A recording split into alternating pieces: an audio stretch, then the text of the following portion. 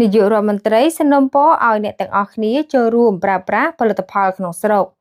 រាជធានីភ្នំពេញសម្ដេចបវរធិបតីហ៊ុនម៉ាណែតនាយករដ្ឋមន្ត្រីនៃកម្ពុជាបានសនំពរឲ្យអ្នកទាំងអស់គ្នាចូលរួមប្រើប្រាស់ផលិតផលក្នុងស្រុកយោងតាមសារលិខិតអបអរសាទរទិវាជាតិអាហារូបត្ថម្ភលើកទី12 6វិច្ឆិកាឆ្នាំ2024ដល់ថ្ងៃ6វិច្ឆិកាឆ្នាំ2025ក្រោមប្រធានបទអាហារូបត្ថម្ភដើម្បីសន្តិភាពដើម្បីអាហារូបត្ថម្ភសម្ដេចបានសនំពរឲ្យបងប្អូនប្រជាពលរដ្ឋគ្រប់រូបរដ្ឋបាលថ្នាក់ក្រោមជាតិម្ចាស់ក្រុមហ៊ុនសិប្បកម្មអ្នកប្រកបមុខរបរអាជីវកម្មម្ហូបអាហារផ្សារទំនើបភោជនីយដ្ឋាននានាគ្រឹះស្ថានសិក្សារមណីយដ្ឋានទេសចរនិងអ្នកលក់ដូរម្ហូបអាហារតាមដងផ្លូវសូមចូលរួមប្រើប្រាស់ផលិតផលក្នុងស្រុកដោយយកចិត្តទុកដាក់ខ្ពស់ក្នុងការផលិតកែច្នៃរក្សាទុកនិងចែកចាយផលិតផលម្ហូបអាហារទាំងម្ហូបអាហារស្រស់និងឆ្អិនស្រាប់ឲ្យមានអនាម័យសុវត្ថិភាពនិងគុណភាពស្របតាមស្តង់ដារបច្ចេកទេសនិងលក្ខខណ្ឌតម្រូវស្តីពីអនាម័យនិងសុវត្ថិភាពម្ហូបអាហារស្របតាមពាក្យស្លោកហូបស្អាតផឹកស្អាតនិងរស់នៅស្អាតក្នុងឱកាសនៃទិវាជាតិអាហារូបត្ថម្ភលើកទី12ក្រោមប្រធានបទអាហារូបត្ថម្ភដើម្បីសន្តិភា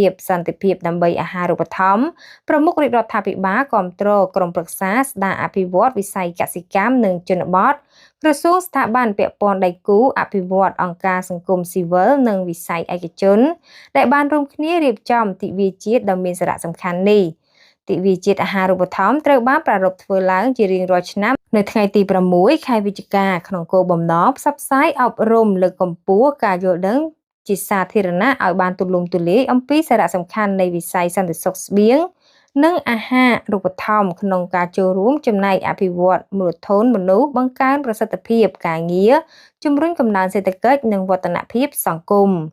ចំពោះទិវាជាតិអាហារូបត្ថម្ភលើកទី12ឆ្នាំ2025នេះរាជរដ្ឋាភិបាលបានជ្រើសរើសប្រធានបទអាហារូបត្ថម្ភដើម្បីសន្តិភាពដើម្បីអាហារូបត្ថម្ភស្របពេលដែលអង្គការសហប្រជាជាតិបានរៀបចំកិច្ចប្រជុំកំពូលបូកសរុប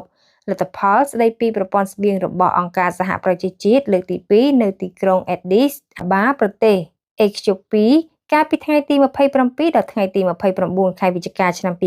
2025ដែលពេលនោះអេដាមអាន់តូនីញ៉ូខាតេរ៉េសអគ្គលេខាធិការអង្គការសហប្រជាជាតិបានអំពាវនាវឲ្យប្រទេសនានាលើសកលលោកចូលរួមពន្លឿនបដិវត្តកម្មប្រព័ន្ធស្បៀងឲ្យកាន់តែមានភាពធន់ឆ្លាតវៃនិងបរិយាប័ន្នដើម្បីធានាថាមនុស្សគ្រប់រូបមានលទ្ធភាពទទួលបានអាហារមានសុវត្ថិភាពនិងអាហារូបត្ថម្ភត្រឹមឆ្នាំ